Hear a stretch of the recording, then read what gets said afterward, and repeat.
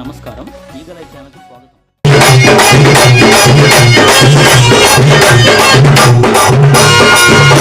ప్రాచీన జానపద కళారూపాలలో ఉత్తరాంధ్ర ప్రాంతానికి చెందిన జముకుల పాటలు ఎంతో ప్రాచుర్యాన్ని పొందాయి. ఆ జముకుల పాటలు కథారూపంలో ఉంటాయి. ఈ జముకుల పాటలు కాకతీయుల కాలంలో బహుళ ప్రచారంలో ఉన్నాయి. వీటిలో వీరగాథలు, పౌరాణిక గాథలు, సామాజిక కథలను గాయకులు లయబద్ధంగా పాడి ప్రేక్షకులను కథలోకి లీనం చేస్తారు. ముఖ్యంగా రేణుకా ఎల్లమ్మ చరిత్ర, సారంగధర కథలు ప్రసిద్ధికెక్కాయి. కాలక్రమేణా ఈ కళారూపం కనుమరుగవుతున్నప్పటికీ కొందరు కళాకారులు దీన్ని బ్రతికించడానికి ఎన్నో విధాలుగా ప్రయత్నం చేస్తున్నారు. అటువంటి కళాకారులలో విశాఖపట్నం ఎంవీపీ కాలనీకి చెందిన ప్రముఖ జముకులపాట కళాకారులు దంతెన రామారావు ఒకరు. నూతన సంవత్సరం సందర్భంగా తమ బృంద సభ్యులైన పోతన్నదాసు, సుధాదాసు, ఆదిబాబుదాసు మరియు హార్మనీ డోలక్ వాయిద్య కళాకారులైన నారాయణరావు, శివలతో ఎంవీపీ కాలనీలోనున్న తమ నివాసం వద్ద జముకుల పాటను ప్రదర్శించారు. ఈ కార్యక్రమానికి హాజరైన శ్రీ విశ్వకర్మ సేవా సంఘం అధ్యక్షులు బ్రహ్మశ్రీ కానూరు శశికుమార్, జముకుల పాటల కళాకారులు బ్రహ్మశ్రీ దంతెన రామారావు మరియు తదితర బృంద కళాకారులను కండువాలతో సత్కరించారు.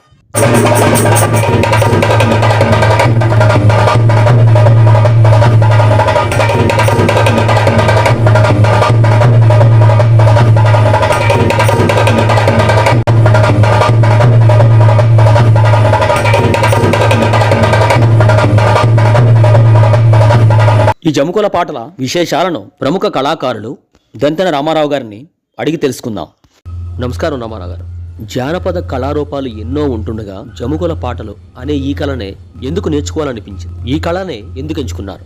ఈ జముకుల పాట ఎందుకు ఎంచుకున్నానంటే, నేను విశాఖపట్నం రావడం మాది శ్రీకాకుళం జిల్లా నరసన్నపేట, నా నేటివ్ ప్లేసు. నేను 79లో చిన్న కుర్రోడిని ఇక్కడికి వచ్చాను. అయితే మా ఊర్లో గౌరీ పౌర్ణమి అని అమ్మవారు జాతరలు ఉంటాయి. నందీశ్వరుడు, పార్వతీదేవి వీటిని ఆ గ్రామంలో పెడతారనమాట. దానికి వేషాలు కడతారన్నమాట. ఈ గౌరీ పూర్ణం వేషాలకి ఈ జముకుల పాట వేషాలు కడతారు. ఒక ఆడ, ఇద్దరు మగోలు. నేను వైజాగ్ నుంచి నర్సన్నపేట వెళ్ళాను. మధ్యలోకి వెళ్ళి చిన్న పదం ఒకటి పాడాను. పాడితే ఆ మధ్యలో లేడీస్ వేషం కడతారు దాంట్లో జముకుల పాటలో. ఆ వ్యక్తి ఏం చేశాడంటే, నువ్వు చిన్నకుర్రాడు, నీకేంట్రా తెలుసు ఈ జముకుల పాట గురించి అని చెప్పేసి నాకు పేక పట్టుకుని తోసాడు అనమాట. నేను పడిపోయాను కిందకి. నాకైతే చదువు లేదు, నేను చదువుకోలేదు, కొద్దిగా బాధపడ్డాను. ఈ పాట ఎందుకు నేర్చుకోకూడదు? ఒక పడుదల, ఖుషి. పాట నేర్చుకోకపోతే మరి ఎందుకు అని ఒక ఆలోచన పడి, నేను కొద్ది రోజులు, ఒక 6 నెలలు వాళ్ళ జముకులు కొట్టిన వాళ్ళు పిలిచి ఒక పశువుల హాస్పిటల్లో ఒక 6 మాసాలు నేను నేర్చుకున్నాను. రోజుకు 15 రూపాయలు కూలిచ్చి ఈ పాట రోజుకి 4 గంటల కాలం పరశురామనర్థము, శశిరేఖ భరణీయము, సుభద్ర కళ్యాణము, తర్వాత అమ్మవారు కథ, మండాకురుడి పేరంటాలమ్మ తల్లి పాట ఒకటి, తర్వాత బాలనాగమ చరిత్ర, ఇలాంటి కొన్ని పాటలు నేర్చుకొని నేను అదే వేషం వేసుకొని నేను మళ్ళీ గ్రామంలోకి వెళ్ళాను. ఎవరైతే నన్ను పేక పట్టుకొని తోశారో ఆ వ్యక్తి నాకు తెల్లవారు నా వెనకాల ఉండి, ఇంకా ఈ క్షణం నుంచి నేను వేషం మరి కట్టను, ఈ గ్రామంలో కాదు ఏనాడు కూడా నేను బతుకున్నంత వరకు మరి కట్టనని అతను ఆ నిర్ణయం తీసుకున్నాడు. అతను ఒక ఎలమంతను, నేను ఒక ఆచార్యులు, మీ సరాబులం అనమాట, విష్ణు బ్రాహ్మణం. మాది నేర్చుకోవడానికి అదే ఖుషి. నేను ఈ పాట నేర్చుకోవడానికి జముకుల పాటలు, ఇలాంటి కొన్ని జానపద గీతాలు కొన్ని పాడతాను అనమాట. నాకు తెలిసింది మాత్రం. కానీ ఒకరు నాకు మప్పలేదు. మొత్తం జముకుల కొండ మీదే చదువు లేకుండా ప్రతి అక్షరం కూడా ఇవాళ నేర్చుకుని అసలు రేపు ఒప్పు చెప్పాను. అలా పాటలు పాడాను అనమాట. నేను మా కులంలో కానీ మా కుటుంబంలో కానీ ఎక్కడ కూడా ఎవ్వరు కూడా కనిపించలేదు ఈ పాటలకి. ఒక నేనే జిల్లాకి కానీ ఎక్కడ కానీ మా ఆచార్యులు నేను ఒక్కడనే పాడుతున్నాను ఈ పాటలు. అంటే అంత ఇష్టం నాకు జానపద గీతాలంటే. అమ్మగారు ఉడుపులోకి వెళ్ళి పాటలు పాడేవాళ్ళు, ఆవిడ దగ్గర నేర్చుకున్న ముక్కలే ఇవి ఈ పదాలు. ఈ జముకుల పాటలు నేర్చుకోవడానికి మీకు ఎన్ని సంవత్సరాలు టైం పట్టింది? ఇది నేర్చుకోవడానికి కనీసం ఎలాగలేదైనా 6 మాసాలు పట్టింది. ఈ జానపద గీతాల పాటలు నేర్చుకోవడానికి 6 నెలలు పట్టింది.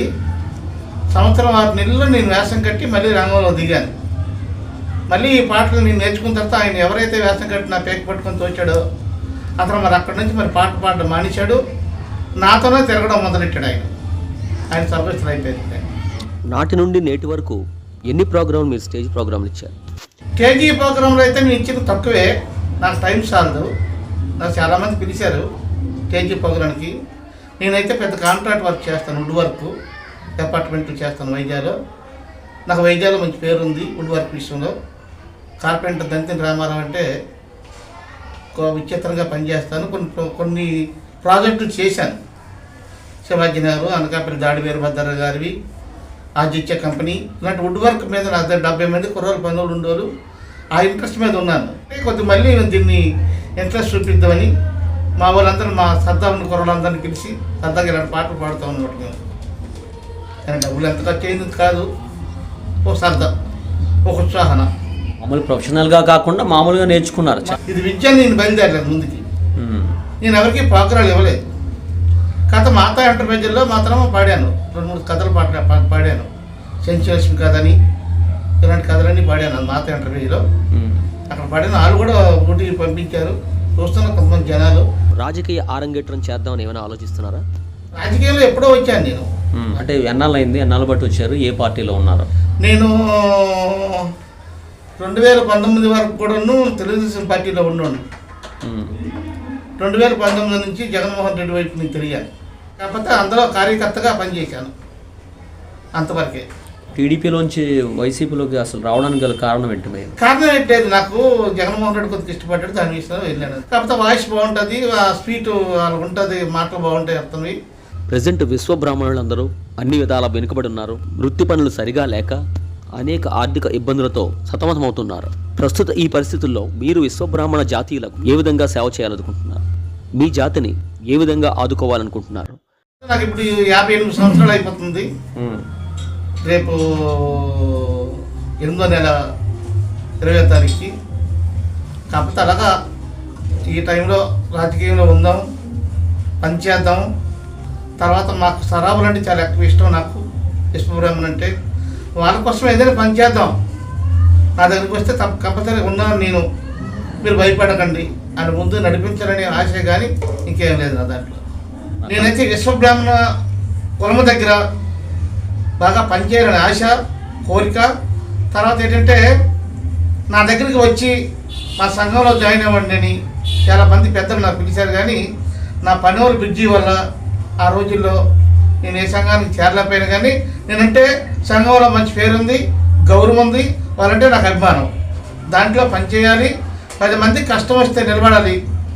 మా కులంలో మా ఒంటరికి పని కానీ, స్వర్ణ కార్మికులు కానీ, కంతర పనులు కానీ ఎవరైనా సరే ఏ బాధల్లో ఉన్నా దాన్ని నేను ఉన్నానని చేయవద్దనివ్వాలని ఒక కోరిక నాకు ఉంది. దానివల్లే ఈ రాజకీయంలో దిగాను.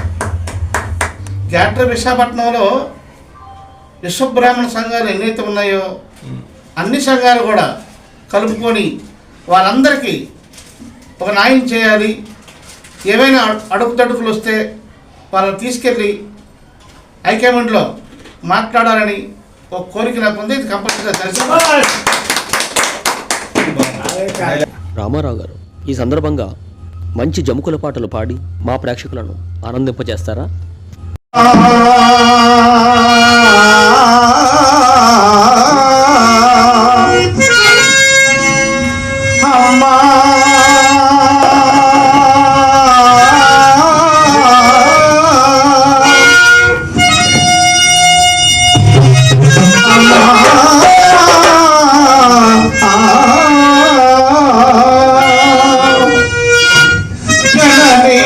శివకామిని జయ శుభకారుణి విజయరూపిణి జనని శివకామిని.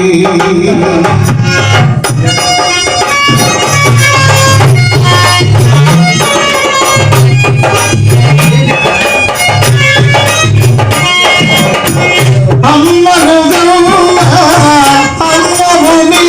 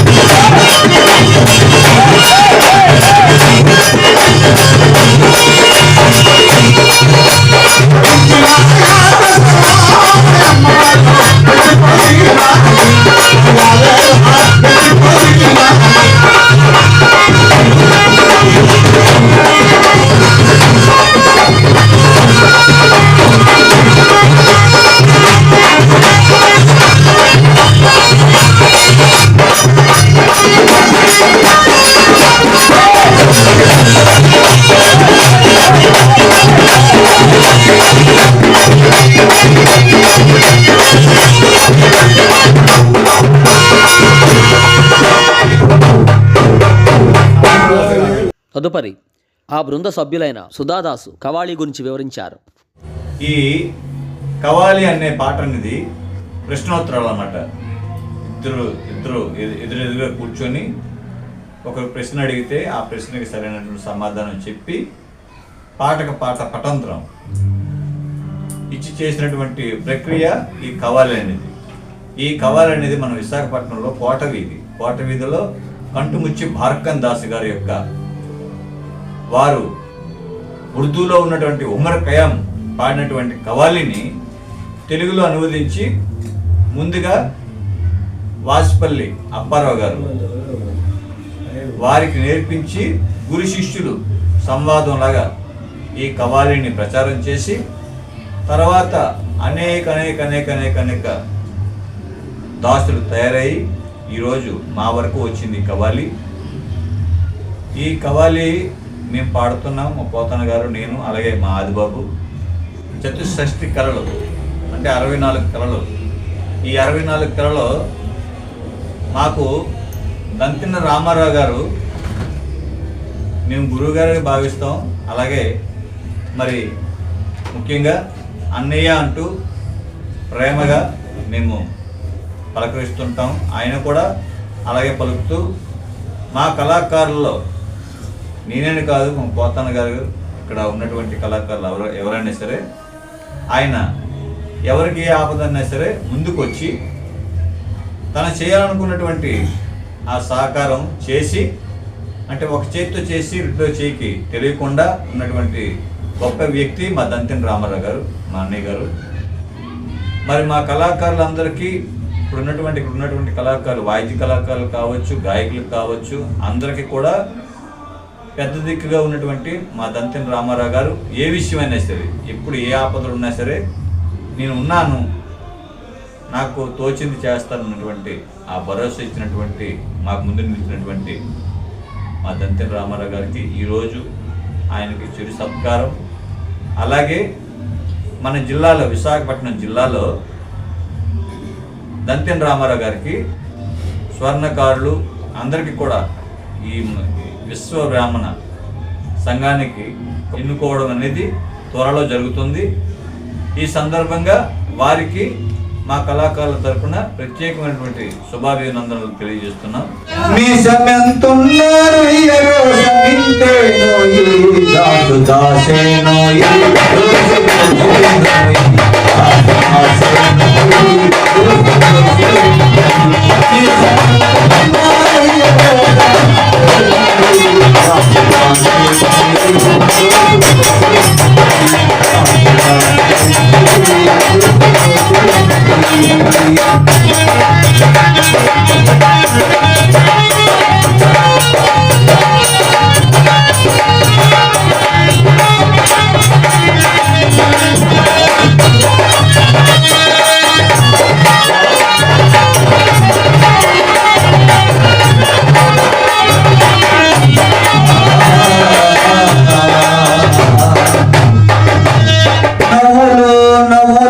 నాదమైనను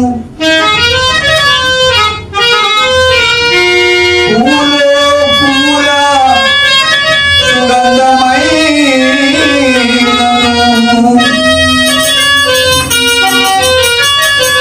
శ్రావ్యముల సత్యబాబు తవనమైనను అందమైన సుధాదాసు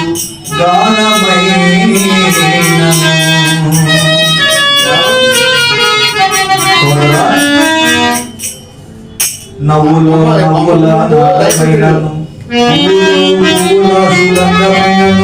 కావ్యముల సత్యమైనను అందమైన సుధాదాసు గానమైనను నువ్వు నువ్వే నేను నేనోయి నువ్వు నువ్వే నోయి నేను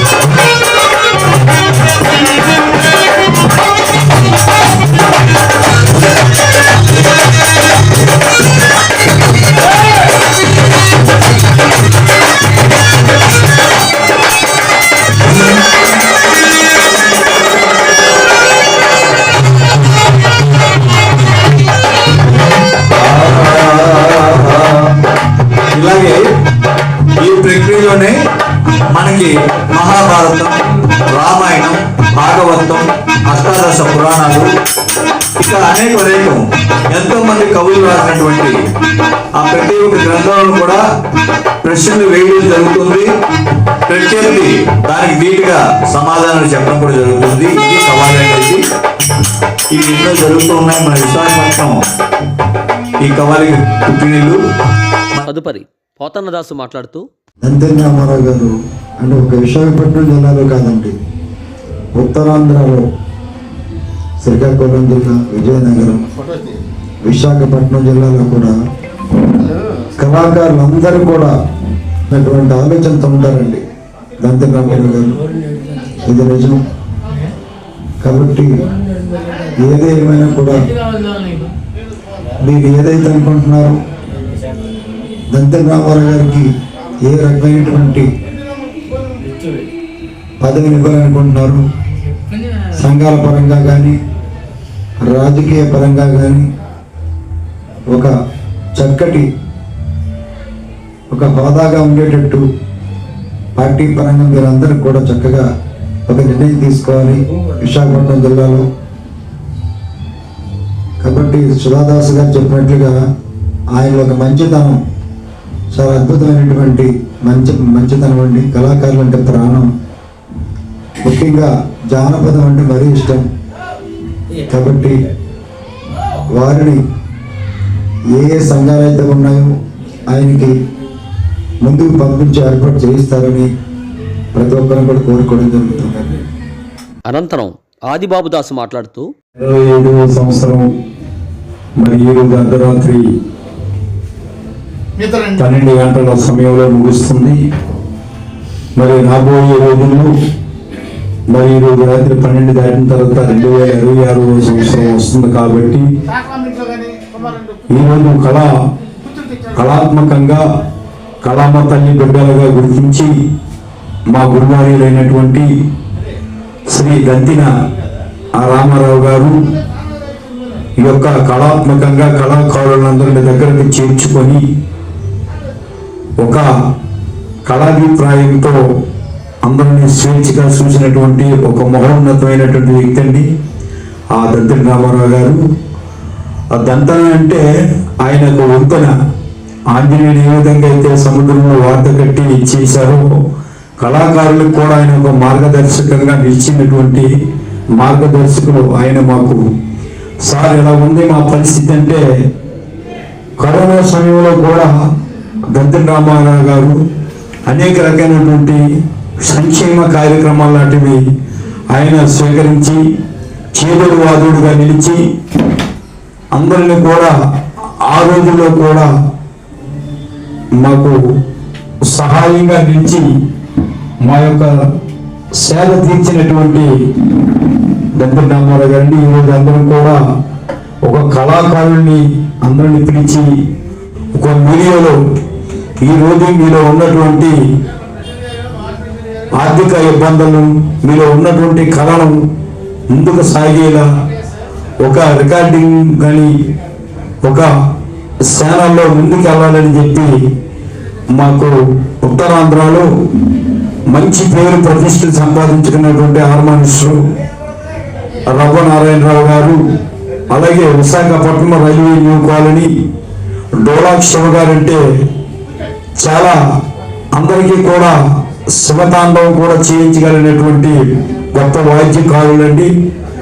మాకు అలాగే మా సుధాదాస్ గారు చెప్పినట్లు కంటుముచ్చు బాకన్ దాస్ గారి శిష్యకోటి దంతాన మా వరుసపల్లి పోతన్న గారు మా అందరికీ కూడా ఆయన ముందంటి ఉండి మమ్మల్ని కూడా చాలా ఆప్యాయతగా ప్రేమానురాగాలతో ప్రతి ఒక్కరు కూడా కలిసిమెలిసి ఈ యొక్క డివోషనల్ ఆర్కెస్ట్రా కానీ భక్తి పరంగా అమ్మవారి భజన కీర్తనలు కానీ అయ్యప్ప భజన సంకీర్తనలు కానీ ఒక ఈ విశాఖ జిల్లాలోని కాదండి, ఉత్తరాంధ్రలో శ్రీకాకుళం, విజయనగరం, విశాఖపట్నం జిల్లాలో మరి మా సమతానంద వరకవి సత్యబాబుదాస్ గారి మిత్రుడు సుధాదాస్ గారండి.